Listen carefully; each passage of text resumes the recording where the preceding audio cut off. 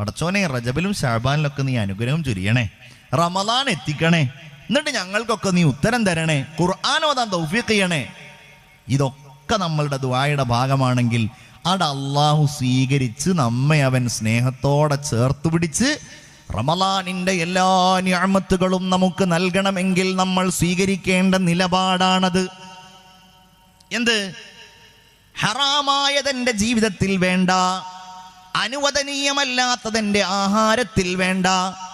എനിക്ക് എൻ്റെ റിസ്ഖിൻ്റെ ഭാഗമായി എനിക്ക് അല്ലാഹു റബ്ബുൽ ഇസ്സത്ത് നിശ്ചയിച്ച എനിക്ക് അനുവദനീയമായത് മാത്രം മതി എന്ന നിലപാട് നമ്മൾ ഓരോരുത്തരും സ്വീകരിച്ചാലല്ലാതെ നമ്മെ അല്ലാഹു റബ്ബുൽ ഇസ്സത്ത് അവൻ്റെ യഥാർത്ഥ അടിമകളുടെ കൂട്ടത്തിൽ ഉൾപ്പെടുത്തുകയില്ല. ഇത് ഈ മുസ്ലിമിൻ്റെ എന്നല്ല, ഇത് ലോകത്തിൻ്റെ തന്നെ നിലനിൽപ്പിൻ്റെ അടിസ്ഥാനമാണ്. ഇഷ്ടമുള്ളത് മുഴുവൻ ഉപയോഗിക്കാം, കൈക്കരുത്ത് കൊണ്ട് നമുക്ക് സ്വന്തമാക്കാം, വാദപ്രതിവാദങ്ങൾ കൊണ്ടും കേസുകൾ കൊടുത്തുകൊണ്ടും നമുക്ക് സ്വന്തമാക്കാം. അങ്ങനെയൊക്കെ പല ധാരണകളുമുണ്ടെങ്കിൽ അവിടെയാണ് അല്ലാഹു റബ്ബുൽ ഇസ്സത്ത് ആദ്യത്തെ മനുഷ്യനോട് സ്വർഗത്തിൽ നടത്തിയ ഉപദേശം ഖുർആനിൽ 1ഉം 2ഉമല്ല 6ഓ 7ഓ അതിലപ്പുറമോ സ്ഥലങ്ങളിലായി വ്യക്തമാക്കുന്നത്. ആരായിരുന്നു അത്? ഒന്ന് നമ്മുടെ ഉപ്പ, മറ്റൊന്ന് നമ്മുടെ ഉമ്മ. ഈ കഥയിൽ ആദം നബി അലൈഹിസ്സലാമിൻ്റെയും ഉമ്മയുടെയും കഥയിൽ അള്ളാഹു നമ്മെ ബോധ്യപ്പെടുത്തുന്ന ഒരു കാര്യം എന്താണെന്നറിയോ? നമ്മൾ അനുവദനീയമായത് ആഹരിക്കാൻ, നമ്മളുടെ മക്കൾ നിഷിദ്ധമായ ഭോജ്യങ്ങളിൽ നിന്ന് രക്ഷപ്പെടാൻ ഉമ്മ എന്ന പേരിൽ നിലനിൽക്കുന്ന, ഭാര്യ എന്ന ഒരു വലിയ പദവി കൈകാര്യം ചെയ്യുന്ന നമ്മുടെ കഠിനാധ്വാനവും നമ്മുടെ നിയന്ത്രണവും നമ്മുടെ ശക്തമായ ശ്രമവും അതിൽ വളരെ അനിവാര്യമാണ് എന്നുള്ളതാണ്. എനിക്കതിൽ യാതൊരു പങ്കുമില്ല, അത് മൂപ്പരുണ്ടാക്കുന്നതല്ലേ, മൂപ്പര് സ്വത്തല്ലേ, മൂപ്പര് കേസ് നടത്തുന്നതല്ലേ, മൂപ്പര് ബഹളം ഉണ്ടാക്കുന്നതല്ലേ. ശ്രദ്ധിക്കണം. എന്താണ് അള്ളാഹു ആ സംഭവത്തിലൂടെ നമ്മെ അറിയിക്കുന്ന കാര്യം? ആദം നബി അലൈഹിസ്സലാമിനോടും ഹവ്വാ റളിയല്ലാഹു അൻഹയോടും അല്ലാഹു റബ്ബുൽ ഇസ്സത്ത് സ്വർഗത്തിൽ വെച്ച് പറയുന്ന കാര്യം എന്താണ്? നിങ്ങൾ രണ്ടുപേരും ഈ സ്വർഗത്തിൽ കടന്നോളൂ. വകുലാ മിൻഹാ റഗദൻ ഹൈസു ശിഅ്തുമാ. നിങ്ങൾ ഈ സ്വർഗത്തിൽ നിന്ന് നിങ്ങൾക്ക് ഇഷ്ടമുള്ളത് മുഴുവൻ സുഭിക്ഷമായി കഴിച്ചോളൂ. സ്വർഗത്തിൽ പഴങ്ങളുണ്ട്, ഫലങ്ങളുണ്ട്, രുചികരമായ ആഹാരങ്ങളുണ്ട്, പാലിൻ്റെയും തേനിൻ്റെയും നദികളുണ്ട്.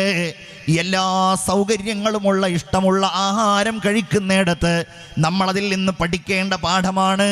ദുനിയാവിലും അല്ലാഹു റബ്ബുൽ ഇസ്സത്ത് അങ്ങനെ തന്നെയാണ് നിശ്ചയിച്ചിട്ടുള്ളത്. പരിശുദ്ധ ഇസ്ലാം ഈ ലോകത്ത് അനുവദിക്കാത്ത ഭക്ഷണങ്ങൾ വളരെ കുറവും അനുവദിക്കാത്ത കാര്യങ്ങൾ വളരെ കുറവും അനുവദിച്ച കാര്യങ്ങൾ, ഹലാലാക്കിയ കാര്യങ്ങൾ, ഈ ഐഹികമായ ലോകത്തിൻ്റെ സൗകര്യങ്ങളിൽ ജീവിക്കുവാൻ നമ്മുടെ മുമ്പിൽ വിന്യസിച്ച കാര്യങ്ങൾ വളരെ വിപുലവുമാണ്. അത് വളരെ കൂടുതലാണ്. ഇസ്ലാമിൻ്റെ വിശാലമായ ആശയങ്ങൾ ലോകം പഠിക്കുമ്പോൾ അതാണ് മനസ്സിലാക്കാൻ കഴിയുന്നത്. ഇനി നിങ്ങൾ ചിന്തിച്ചു നോക്കൂ, ഏതെങ്കിലും ഒരു കാര്യം അരുത്, പാടില്ല, നോ എന്ന് അല്ലാഹുവിൻ്റെ ദീന് പറഞ്ഞിട്ടുണ്ട് എങ്കിൽ അതെൻ്റെ പ്രിയപ്പെട്ടവരെ ഓരോ മനുഷ്യൻ്റെയും സുരക്ഷിതത്വത്തിന് വേണ്ടിയാണ്, ഓരോ കുടുംബത്തിൻ്റെയും നന്മയ്ക്ക് വേണ്ടിയാണ്. ആ നിഷിദ്ധമാക്കപ്പെട്ട ഏത് കാര്യമാകട്ടെ, ആ കാര്യങ്ങൾ ആ സമൂഹത്തിൻ്റെ ഉദ്ധാനത്തിന് വേണ്ടിയാണ്, ആ നാടിൻ്റെ ഗുണത്തിന് വേണ്ടിയാണ്. ഞാനതിൻ്റെ വിശദാംശങ്ങളിലേക്ക് പോകാൻ ആഗ്രഹിക്കുന്നില്ല. ഇവിടെ നിങ്ങൾ നോക്കൂ, സ്വർഗലോകത്ത് അല്ലാഹു റബ്ബുൽ ഇസ്സത്ത് കോടിക്കണക്കിന് ഫലങ്ങളും പഴങ്ങളും ഭക്ഷ്യസാധനങ്ങളും നൽകി നിങ്ങൾ ഇഷ്ടമുള്ള അത്ര സുഭിക്ഷമായി ആഹാരം ചെയ്തുകൊള്ളൂ, ആഹാരം കഴിച്ചുകൊള്ളൂ എന്ന് പറയുമ്പോൾ ഇതിലേക്ക് നിങ്ങൾ പോകണ്ട കേട്ടോ. നിങ്ങൾ ബിരിയാണി ഉണ്ടാക്കി കഴിച്ചോ, നെയ്ച്ചോറുണ്ടാക്കി കഴിച്ചോ, നല്ല നെയ്പ്പത്തലുണ്ടാക്കി കഴിച്ചോ, ഇനി ഇവിടെ നിന്ന് എനിക്ക് നേരത്തെ ഭക്ഷണം കഴിക്കുമ്പോൾ കൂട്ടുകാരൻ അടുത്തിരുന്ന ആൾ കാണിച്ചു തന്ന ആ വലിയ ആ ഭക്ഷ്യം എന്താ അതിന് പറയാമെന്ന് എനിക്കറിയില്ല, ഒരു കട്ടിയുള്ള ആ സാധനം, അപ്പോൾ നിങ്ങൾ ഇഷ്ടം പോലെ ഉണ്ടാക്കി കഴിച്ചോ. പക്ഷേ ഇന്നത് നിങ്ങൾ കഴിക്കാൻ പാടില്ല, കള്ള് അത് നിങ്ങൾ കുടിക്കാൻ പാടില്ല, കുറേ കഴിക്കാനുള്ളത് ഇന്നത് കഴിക്കാൻ പാടില്ല.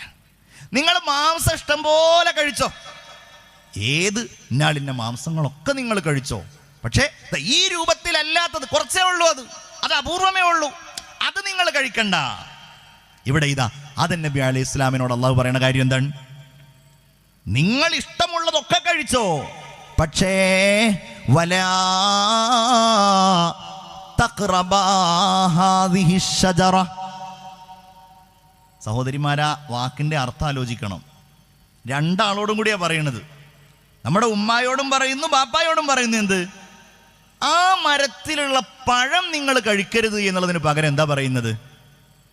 ആ മരത്തിൻ്റെ അടുത്ത് തന്നെ നിങ്ങൾ പോകരുത്, അല്ലേ? ആ മരത്തിൻ്റെ അടുത്തേക്ക് തന്നെ നിങ്ങൾ പോകരുത്. കാരണം എന്താ? അടുത്താൽ നിങ്ങൾക്ക് തോന്നും നല്ല രസമുള്ള പഴമാണല്ലോ, അതൊന്ന് നോക്കിയാലോ. അപ്പം അത് മെല്ലെ ഒന്ന് തൊടും, അത് പറിച്ച് തരക്കേടില്ലല്ലോ, ഒന്ന് ടേസ്റ്റ് നോക്കിയാലോ. എല്ലാ ഹറാമുകളുടെയും അതിലേക്കുള്ള പ്രവേശനം ഈ രൂപത്തിൽ തന്നെ ആയിരിക്കും. അതുകൊണ്ടാണ് വലാ തഖ്റബാ ഹാദിഹി ശജറ. ചെറുപ്പക്കാരോടൊക്കെ നമ്മൾ പറയാറുണ്ടല്ലോ, ഞാൻ സിനിമയൊന്നും കാണാറില്ല, പിന്നെയോ ഞാൻ ചിലപ്പോൾ വല്ല ക്ലിപ്പുകളൊക്കെ കാണും.